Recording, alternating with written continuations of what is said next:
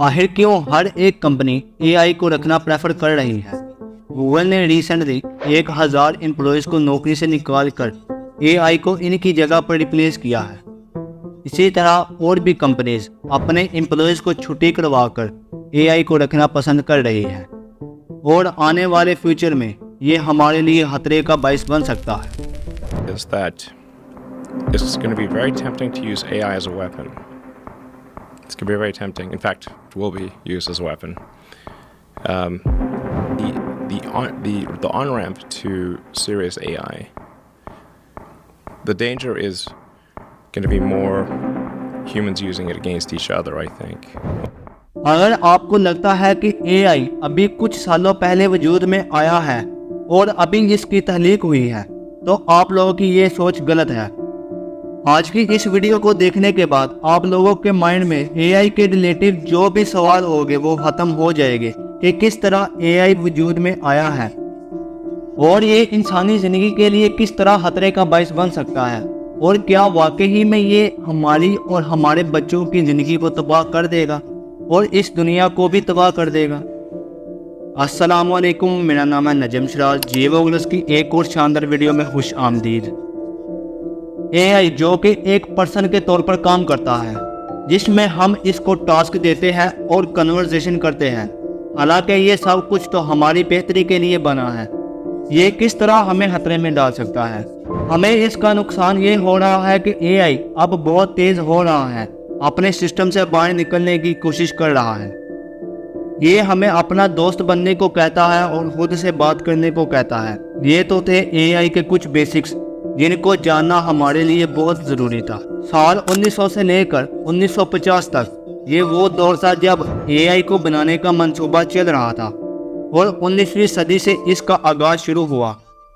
इस वक्त साइंटिस्ट ने ये सवाल पूछना शुरू कर दिया कि क्या आर्टिफिशियल ब्रेन बनाना मुमकिन है। कुछ साइंसदानों ने तो इसके कुछ वर्जन भी बनाए जिनको आज हम रोबोट्स कहते हैं, जिनमें कुछ तो सादा थे जिसमें इनको बाप की मदद से चलाया जाता था और कुछ तो अपने चेहरे से रिएक्शन भी दे सकते थे और चल भी सकते थे।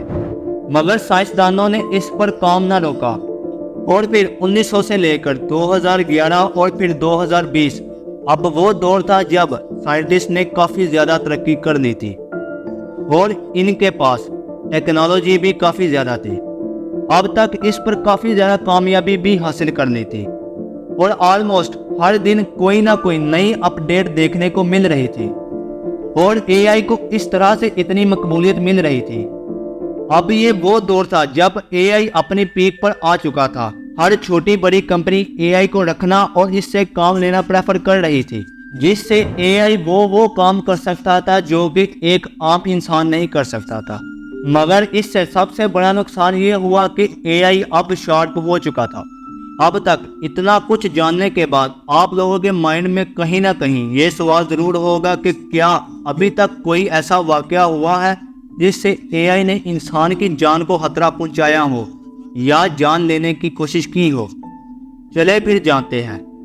ये बात है 19 जुलाई 2022 की। मॉस्को में एक चेस टूर्नामेंट हो रहा था जिसमें एक तरफ रोबोट और दूसरी तरफ एक 7 साल बच्चा था। जब ये टूर्नामेंट शुरू हुआ तब तो सब कुछ ठीक चल रहा था। फिर एक ऐसा वाक़या हुआ जिससे वहाँ टूर्नामेंट में हड़बड़ी मच गई। बच्चा अपनी आखिरी चाल चल रहा था जिसमें इस चाल से उस बच्चे ने इस टूर्नामेंट को विन कर लेना था। उस बच्चे ने अपनी चाल चलना शुरू की। उस रोबोट ने उस बच्चे की चाल को चलने से रोकने के लिए उसकी फिंगर को इस तरह से पकड़ लिया कि वहाँ मौजूद सब लोग उस बच्चे की फिंगर को छुड़वाने में लग गए और आखिर उस 7 साल बच्चे की फिंगर को फ्रैक्चर कर दिया।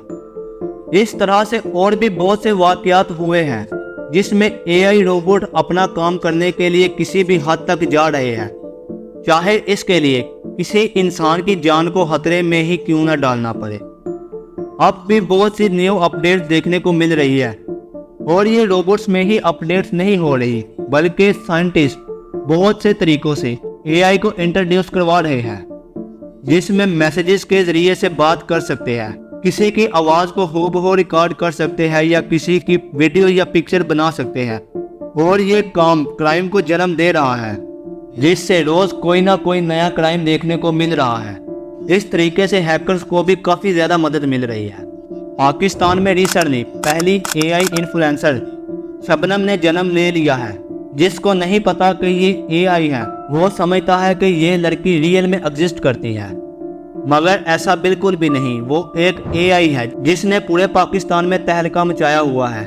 اب ہمیں ایک چیز سمجھنا پڑے گی، وہ یہ کہ اے آئی اب پہلے سے زیادہ ایڈوانس تو ہو چکا ہے اور اس سے ہم کو فائدہ بھی حاصل ہو رہا ہے، مگر یہ فائدہ آگے جا کر بہت بڑے خطرے میں تبدیل ہو جائے گا، کیونکہ اے آئی نے اب اپنے کمفرٹ زون سے نکلنا شروع کر دیا ہے اور آنے والے کچھ سالوں میں یہ بہت بڑی تباہی کا سبب بننے والا ہے۔ امید کرتا ہوں کہ آپ لوگ سمجھ چکے ہوں گے کہ کس طرح سے یہ خطرہ ثابت ہو سکتا ہے، اور امید کرتا ہوں کہ آپ لوگ اس ویڈیو میں بھی اپنا پیار ضرور دکھائیں گے۔ چلے ملتے ہیں اگلی ویڈیو میں، تب تک کے لیے دے اجازت، اللہ حافظ۔